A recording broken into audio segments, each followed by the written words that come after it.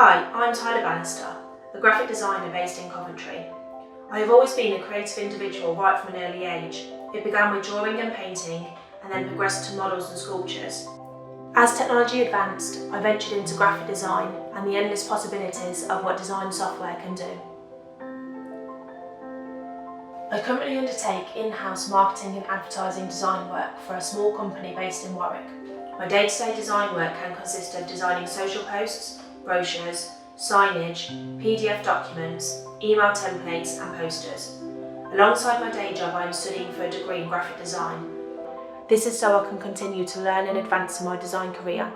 Many larger companies now want to see that you have been able to commit to a long-term learning programme and won't even consider you for the role unless you have a degree. Despite how good you are, sometimes it's just about ticking boxes for HR. I have a number of creative skills and consider myself to be a well-rounded creative individual. I'm an artist, designer, sculptor and photographer. My design style can vary, however I'd say that the two most dominant styles are creativity and minimalism. I like to apply creative solutions to design problems in a minimalistic way. I want my work to make a lasting impression on people. You know, when you look or see something and you think, that's really clever, why didn't I think of that? I want other designers to be inspired by my work like I am also inspired by many designers. I can design for print, digital or analogue pieces. The form doesn't really matter to me as long as I can employ an unusual line of thinking to the overall design. However, if I did have to choose a preferred design style, I would say either analogue or print would be my favourite. I like to be able to feel the design and the textures it offers. It feels a higher quality to me if I can physically feel it. I also think there's something magical about designing something on screen and seeing it in its final physical self. People nowadays are interested in being more sustainable, and in turn this means the need for printed marketing and advertising designs are becoming less and less.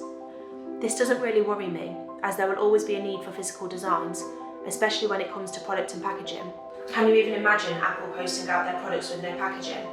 I don't even know how that would be possible without any damage to their products. They wouldn't want to risk devaluing their brand and reputation. Anyway, being able to design for all forms puts me in a good position for the current and future of design. My design process is what enables me to produce successful designs. I have a clear process that I follow each time that I am presented with a brief. I first take some time to understand and dissect the brief, asking any questions that may help me understand what is required in more detail. Clearing up any questions at the beginning helps save time and confusion later down the line. I then think about the audience, writing down all their key characteristics, ages, ethnicities, education, income, likes and dislikes. Anything that will help me to think like them so that I know how to design for them. After this, I like to look for some creative inspiration and design some mood boards to give me a starting point for my ideas. I then draw, sketch and scribble down my ideas.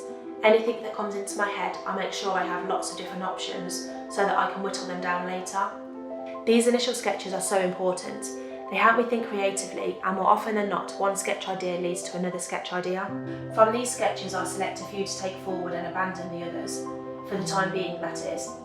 I prototype, design and refine these ideas, some to almost the final piece. This allows me to really see if the idea will work or to uncover any issues that I may not have thought of previously. Now is also a good time to gather feedback from my target audience, to gather their opinions on a prototype. It helps me obtain a feeling as to how the final piece will be received. If none of these prototypes are successful, I can then always revert back to my initial sketches. After the feedback has been gathered, I refine again until I have the final design. I'd like to progress my career as a creative individual, perhaps in a small company where I can be a senior graphic designer, either in marketing and advertising or products and packaging design, these two areas where I feel my style fits best. Smaller companies have less rules and typically you have more freedom as to what you can get away with. I'd like to really be able to put my mark on a company and for them to let me do my thing. I don't think working full-time as a freelance designer is for me, although the odd bit of freelance would be good. It's not dealing with the clients that puts me off. I actually have great people and customer service skills, but it's more designing alone that I don't like. I'm a sociable person and need other creative minds to bounce off. Creative people think differently to other people. It's a skill in its own right.